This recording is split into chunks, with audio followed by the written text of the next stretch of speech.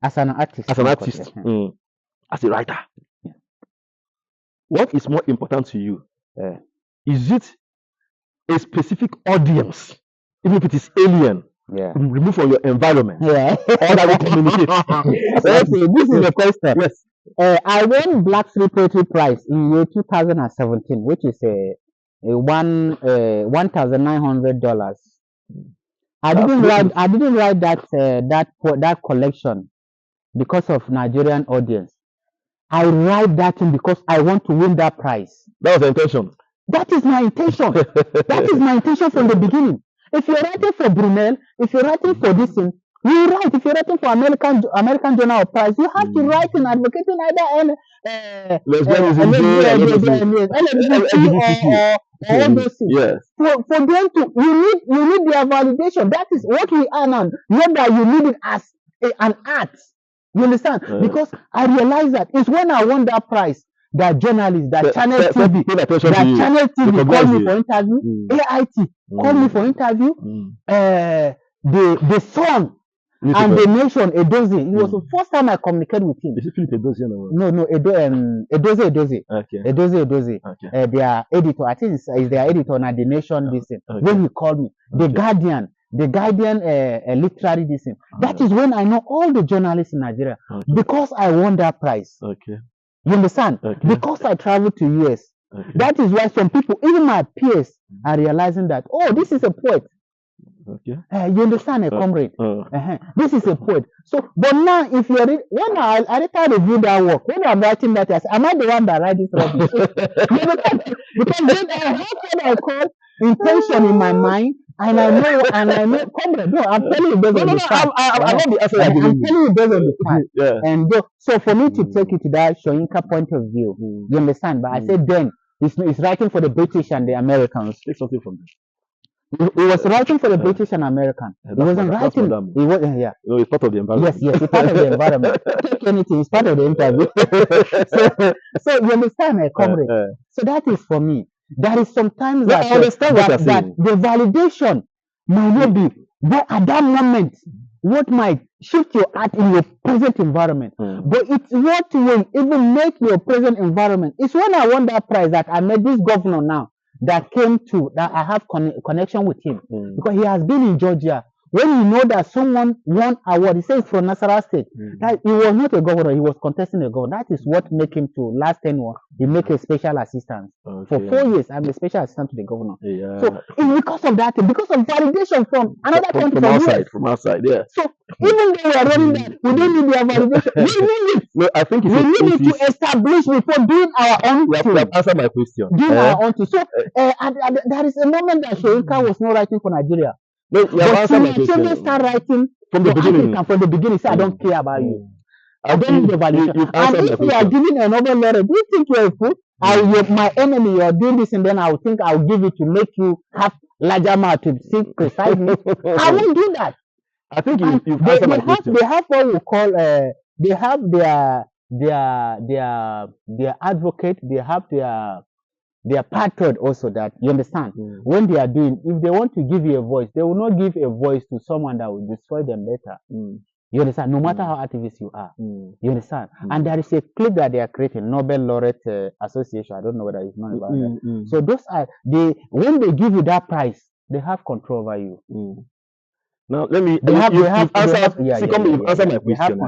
You've answered my question. Now for me, art is basically freedom. Take away freedom. You say that now. This is what I want you to say. Take away freedom from art and you understand? Now the moment you start bending your art to conform to certain protocols, certain rubrics and rules of alien elements, you are departing from artistic freedom. Okay, that is for your own understanding. I believe freedom. We have what we call freedom to live. Come in. I won't accept you to misinform people. No. I have something. What do you write? What do you write for? You write for people to read. You write first for people to read. To communicate. Yes. For people to hear you, to hear you. To communicate. Yes. To communicate. Yes. You. This other book came out in 1952. Things Fall Apart came 1958, right? Yes. 1958. Yes. Soyinka has 3 books before Things Fall Apart, Okay. which have established him as a writer. Because Soyinka then, all what we call literary mechanism then were not in Africa.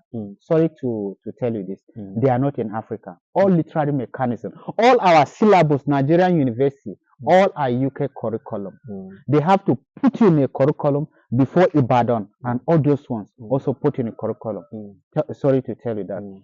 Then all our in a university we have few graduates that are coming on. In Nigeria, if you graduate by then 58, 52, 53, 54, they give you a car. It's a big celebration for you to graduate from university. We have our university then are graduating 32 people. In the first graduate for university, but are just few. You understand? So Soyinka started writing when he knew that his audience were not Africans. There are university in Africans, but more of the publishing aspect, distribution aspect is in the UK. That means he was an opportunistic writer. No, not opportunist. Not opportunist. If you know that Achebe wrote that novel, not for Africans to read it, but for the white people to read it about Africans. But your people no, hold on. Did you know that Things Fall Apart? I also gave you listen to listen. Do you know that Chinua Achebe wrote that novel? He knows he's an African. He knows an African known himself. He wrote that novel in answer to House of Darkness. In answer to House of, to know that there are also a good side of us. We are also doing good things. He didn't write it for you to read it. He wrote it for you to read it to know that we are this. You know that he didn't write it first. But he did all what he did was to write them that we're also good before you came. We're also a society that has law and order. Has also development. I think you're doing a disservice to Achebe's. No. I love Chinua Achebe. Have you heard that Achebe statement where he said that until the lions learn to tell their story, that the glory of hunt will always go to the hunter? Yeah. That was what informed him writing Things Fall Apart. Until Africans learn to tell their story. Yeah. You understand? And you're telling African story. I'm coming. You're telling African story in an African way. To who? Of course, English language. It was English language. Do you know that when Things Fall Apart came out, they only give him a decent copy, an author's copy. You understand? They first published 400 copies. You understand? They were surprised at the success of the book. No. When they came out, they don't know. It's when people know that they later go and print more. They didn't know to succeed. You understand? Do you know that? He printed that book and everything was sold in the US and UK. That was the first outside publication. Outside publication. Yes. You understand? Yes. Yes. I'm telling you this for you to know that even then, we're writing for the European. It's now that where we have so many people that have liberty to have confidence in what we're doing. Even when we start writing poetry, you understand? Poetry was not as lovable as it is now. We try to decolonize poetry. You understand? For people to know that poetry, there is also beauty part of poetry. Okay, 8 minutes. There is also beauty. No. You know, I usually cut it short for it not to be long, so that if I'm publishing it, it won't be long. Okay. So you understand, but we did what our generation did something to poetry that we need also be praised for that. We decolonize poetry because we remove all the meter, pentimeter, we remove all the. So which person colonized poetry? Soyinka and rest of them. No. When Soyinka was writing, you're writing colonial poetry. No. Hold on. When Soyinka, all of them write colonial. All the poets then write colonial. Not poetry. all of them. Not all of them. Achebe wrote his poetry. He didn't publish it till after the African war. I don't consider Achebe seriously as a poet. No, but Achebe is the poet. He started as a poet. No. What I'm saying is, I don't consider himself. He told me and you. He told me that he's a fine poet. No, good. That's why I told me that. That's why I don't consider. Achebe told me that I'm a fair poet. So I'm not considered as a poet. You understand? That is more established. You understand? Now, like Soyinka is a failed novelist. No. He's a failed novelist. He wrote the interpreters. According to. No. He's a failed novelist. Based on the character that has been that interpreters wrote the first line there. Metal on concrete, just like brick. What does he mean? Just like brick. What does he mean? No, Whether on concrete, whether on clothes. I will explain it based on my own understanding. You now. Yes. So and No, people then they were writing poetry based on individuality. No, they're writing a novel. A novel is supposed to be a realistic portrayal. You understand? Which human beings come out and say, then they were writing poetry also to sell English language in and English their word. No, the British then, they are novelists. You know, it's now that they stop doing that. Then the British, the Cambridge, you understand? They, as a novelist, they will come to you and bring all the words for you to make people familiar with, you know, there is some of what we call slavery and colonialism that intellectual slavery. Yes, that has not been long that the thing stopped using. Yes. If they want to publish it, they will say also, go and change this chapter. Exactly. That is before. Yeah. It's now that they are trying to say, okay, we're not the only one that is reading this. Yeah. They will that's why I said they give you award to bend you. They give me award to bend me. You understand? That's why they nearly make me to be homosexual. No, I'm telling you the truth. No, I know it happens. I'm telling you the truth. I know it happens. I have to force myself to know that I know myself. You understand? Because the time I stay in dark secrets of the world. time I stay in the distance is after Nigeria, they try to make me see reason on what I didn't see reason in. You understand? Yeah. I would not say I'm 100% Muslim. In Muslim Islam, I'm 20%. If you count 100, I'm 20. You understand? I'm humanist first. You understand? And as a writer, that's how it yes. If there is anything I have to think as a writer before I think of, but then I need validation. It's what I'm telling you. I understand you.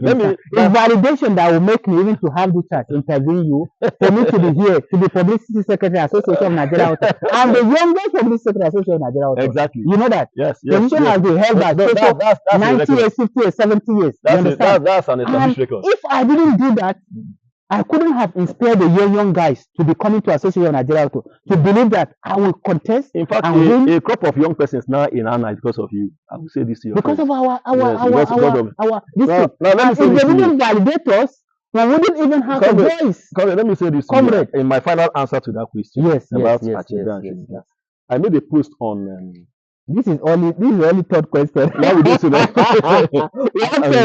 I made a post. Yes. I made the post on Facebook. Okay, read the post. Let us see. I got Ishoyinka the picture where he was being congratulated. Yes, one of the famous pictures. One of my lovely pictures. His hand was bent like this. Yes. No, it's not down to who is giving it. It's down to the. I'm an interpreter here now. And what I tried to do, I said that infamous moment, so-called African literature, received a condescending nod from a gaggle of sweets holed up somewhere in one corner of Stockholm. You understand? If I read this, I could have gotten annoyed with your friend when I came and say attacking me. We have been calling this yesterday. You know, I like Oyelim with him. Yeah. So he abused me. One of the finest. You know, I will even get to tell you about my influences in writing. Yes. You understand? I have influences in writing. We have in Africa. Odia's The Prodigals. Yeah. There's a poem titled The Prodigals. Yes, I know it. He said, I used that poem for my jam. Yeah. That first time I saw that. I still remember the first time I saw that poem. He said, we scan the putrid initials of Yester Palm Wine in the faceless center of this prodigal. Then I know that you know what the ask poetry. So to know how I value him. When he came to University of Benin for Festus Iyayi's 50th birthday, that was the first time we met ourselves. That was like 2004, Abi? No, earlier than that. He came with Ogaga Ifowodo to Uniben.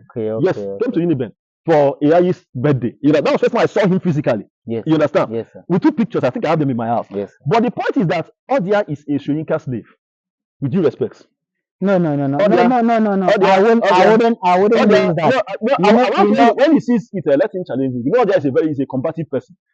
He is combative, and I enjoy his combat. No. Do you know that we wouldn't? Do you know what I do about? I like point of view. I like perception. If we have one perception and one point of view, we're going to destruction as a society. You know, is it diverse view that make us whole as a society, make us as a writer? If I have a light spot for you, everybody that come, our generation, all generation that come from, that's why I told you that we come on the glory and exposure and recognition of Wole Soyinka. Not because that there are no other African writers that are doing good or more than Wole Soyinka. But the spotlight on African writer has first on Wole Soyinka. Can I shock you? Well, no. Soyinka is not the first Nobel laureate. No. Hold on now. When we say Black Africa, I know what I'm saying. But not the first African Nobel laureate. No. We say Black Africa. Because they keep on saying, no.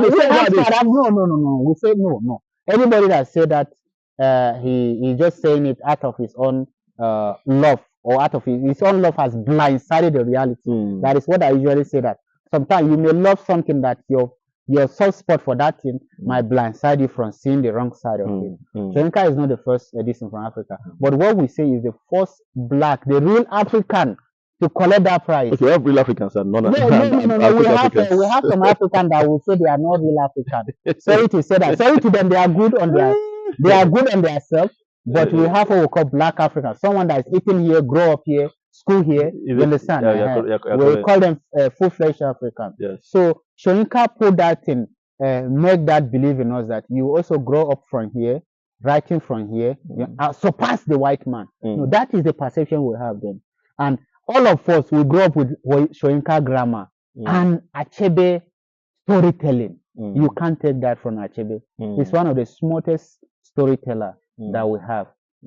Soyinka is not gifted in that area. You understand, ba? He's gifted in so many areas. But the smoothness is not easy as a writer to read. You understand? He took word as very important. While Achebe see word as his avenue to express his ideas. That is how I see them. Okay. They are two distinct writers that even me, joining two of them will be an insult to them. But I think you provoked that comparison. No. You didn't that issue. I read that interview. The interview they did the interview. The Sahara reporter, they want to have what we call the flag should be on them. They just did the interview 2 years before Achebe died. No. I know that. I can open it here. No, not that day. The first question that came up in that interview. You know, Soyinka has been saying this thing the first question that came up in that interview was that what is your reaction to Achebe's death?